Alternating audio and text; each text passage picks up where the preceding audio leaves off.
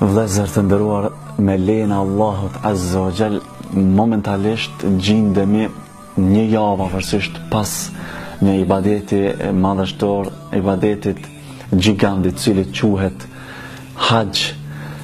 Momentalisht disa haxhilertash janë kthy në vendet e tyre. E lusë Allahun Azza wa Jall që Allahu t'u pranoj gjithëve haxhin dhe t'ja bojë rrezik secilit prej tyre një haxh mabrur, për të cilin pejgamberi sallallahu alaihi wasallam tha: "El haxh al mabrur laysa lahu jazaa illa al janna." Haxhi mabrur nuk ka shpërblim tjetër përveç se një xhennet, përveç se xhennetin. Dhe për haxhin mabrur kemi folë, kemi shpjeguar cili është haxhi mabrur. Për këto nuk do të ndalem më. Me rëndësi, çka po du sot me bu për ata të cilët nuk kanë pas mundësi me shku në haxh, për ata të cilët kanë pas nështë shumë dëshirë, mirë po si kanë pas mundësi, një këshillë, një ngushëllim për këta persona. Edhe me lejen e Allahut Azza wa Jall, duke lutur Allahun Azza wa Jall që Allahut na bojë rrezik e këto vepra të cilat do t'i cekë, vepra të cilat bëhen shkak ose bëhen sebeb që të arrijmë shpërblimin e një haxhi. Këto nuk janë fjalët e mia, këto janë fjalët e pejgamberit Muhammed sallallahu alaihi wasallam, mirë po këto duhet me pas parasysh se këtu po flasim për shpërblimin, për sevapët, edhe nuk po flasim për rënien e obligueshmërisë. Se ai person i cili i kryen këto vepra nuk don të thotë se i bjen edhe obligueshmëria e haxhit. Obligueshmëria e haxhit qëndron, mirë po ka mundësinë, e ka shansën me arrit shpërblime njëjtë sikur të haxhit. Do të thonë, çështja është në fil jaza wa laysa fil ijza, në shpërblime e jo se ai ibadet apo ai obligim bjen nga ky person. Me lejen e Allahut du 5 hadithe dhe kujdes, mësoj, koncentrohet të mësoj këto hadithe fillimisht për me praktiku dhe lutim Allahun të na mundsojë me praktiku këto vepra. E para, e dyta, edhe për me transmetu tjerëve, për me ja tregu edhe tjerëve që edhe tjerë të arritin këtë problem. Me lejen e Allahut subhanahu wa taala, ndërsa suksesi vjen vetëm nga Allahu, nëse vetëm Allahu është ai i cili na udhëzon tek këto vepra dhe neve na takon edhe me lut Allahun që të na mundson. Vepra e parë që du me cekë, e cila na mundson neve me arrit një shpërblim, jo veç një haxhit, por edhe një umreje. Haxh edhe umre. Hadithin, do të thonë, e shënon Imam Tirmidhiu në sunenin e tij dhe Sheikh Albani rahmetullahi alayhi e klasifikon hadithin si hasan, si të mirë. Thot pejgamberi sallallahu alaihi wasallam: "Man salla al-ghadata fi jama'atin thumma qa'ada yadhkuru Allah hatta tatlu'a ash-shams thumma salla rak'atayn kanat lahu ka'ajri hajjatin wa umratin tammatin." Allahu akbar.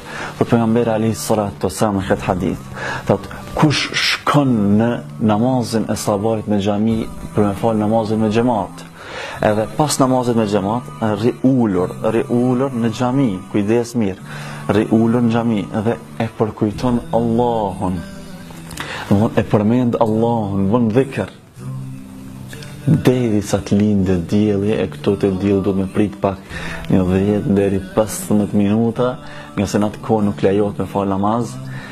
Edhe pastaj i fal, thumma salla rak'atayn, i fal 2 rekate nafile. Ky person e ka shpërblimin e një haxhi edhe dhe një umra të plot, thot pejgamberi sallallahu alaihi wasallam. Pra e ki shpërblimin e një haxhi dhe një umra. Namazin e sabahit, e pas namazit sabahit rri ulur. A vlen kjo edhe për gratë? Po vlen natyrisht edhe për gratë, nëse e praktikojnë mirë, por ne e dim në hadithin e Abdullah ibn Mas'udit se namazi i gruas në shtëpinë e saj është më i vlefshëm se sa në xhami, më e mirë. Prandaj kanë thonë dietarët se nëse e praktikon ajo të shtëpia këtë vepër, atëherë me lejen e Allahut Azza wa Jall arrit edhe ajo këtë shpërblim. Vepra e dytë është prezantimi në mexhliset në xhami, ku mësohet diçka e mirë apo shkon një person ose din diçka të mirë, më ia mësu dikujt tjetër dhe shkon në xhami dhe më ia mësu dikujt tjetër një të mirë. Pejgamberi alayhis salatu wasallam në hadithin e shënon Imam Tabarani në librin Al-Mu'jam Al-Kabir, thot pejgamberi alayhis salatu wasallam: "Men ghada ila al-masjid la yuridu illa an yata'allama khayra." Kush shkon në xhami dhe nuk don përveç se të mësojë diçka të hajrit, apo t'ia mësoj dikujt, kana lahu ka ajri hajjin tamman hijjatuhu, e ka shpërblimin e një haxhit i cili e kryen haxhin e plot, La ilaha illallah.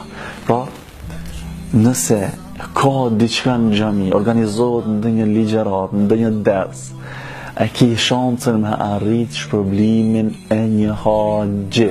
Edhe jo veç kjo. Kemi hadithe tjera të cilat na tregojnë edhe shumë dobi, edhe shumë të mira tjera për atë person i cili shkon në xhami për të mësuar diçka. Shpërblimin fillimisht se Allahu ta mundson me mësu diçka, mos e harro këtë shpërblim të madh, mos e harro këtë dobi të madhe e cila ilmi, e cila ta mundson me adhuru Allahun Azza wa Jall me dije, me argument të qartë. Pastaj hadithi e Ebu Hurajrës, dhe ka dobi tjera, hadithi e Ebu Hurajrës, i cili është në Muslim, është autentik. Pejgamberi sallallahu alaihi wasallam tha: "Wa majtama'a qawmun fi baytin min buyuti Allahi yatluna kitab Allahi wa yatadarasunahu bainahum illa nazalat alayhim as-sakina wa ghashiyatuhum ar-rahma wa haffathum al-malaika wa dhakarahum Allahu fi man inda." Pejgamberi alayhi salatu wasallam këtë hadith shikoni këto katër mirësi të mëdha të na cek pejgamberi alayhi salatu wasallam, katër dobi gjigande për atë person i cili mëson xhami.